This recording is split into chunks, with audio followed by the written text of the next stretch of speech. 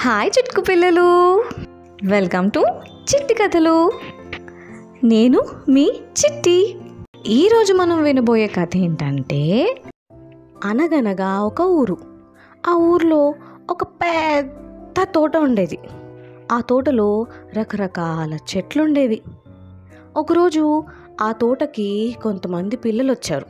అక్కడున్న గ్రేప్స్ ఇంకా ఆరెంజ్ చెట్ల దగ్గరికి వెళ్ళి ఆ పళ్ళని కోసుకొని, యమ్మీ, భలే రుచిగా ఉన్నాయి, ఎంత బాగున్నాయో అంటూ ఆ పిల్లలందరూ ఆ చెట్ల చుట్టే చేరి ఆడుకుంటూ ఉన్నారు.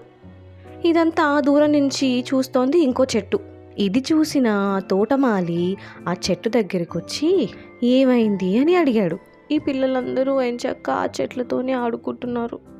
నేనంటేనే ఎవ్వరికి ఇష్టం లేదు. నా దగ్గరికి ఎవ్వరూ రారు. నాకు అస్సలు కాయలేవి కాయట్లేదు అంటూ ఏడుస్తూ ఉంది.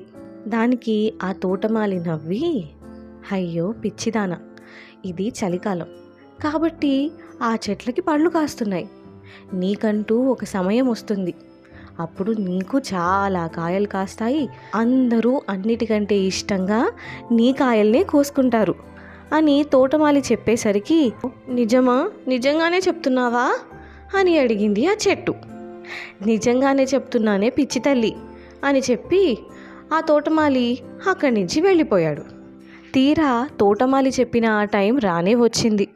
అది ఎండాకాలం రావటంతో మామిడికాయలు చాలా కాచాయి.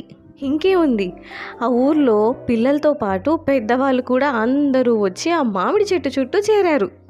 ఇంకా ఆ మామిడి చెట్టు ఆనందానికి అసలు హద్దే లేదు.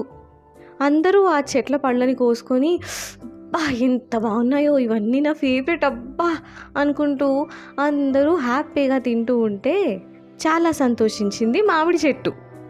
అప్పుడు ఆ తోటమాలి, నేను చెప్పానా కాలం కలిసి రావాలి అని అంటూ నవ్వుకుంటూ వెళ్ళిపోయాడు. ఈ స్టోరీని బట్టి మనకు అర్థమైంది ఏంటి? ప్రతిదానికి ఒక టైం అంటూ ఉంటుంది. ఆ టైం వచ్చేంత వరకు మనం ఓపికగా వెయిట్ చేయాలి. కాలం కలిసి రావాలి అంతే. అర్థమైందా? ఇది ఇవాల్టి చిట్టి కథ. మరో మంచి కథతో మళ్ళీ కలుద్దాం.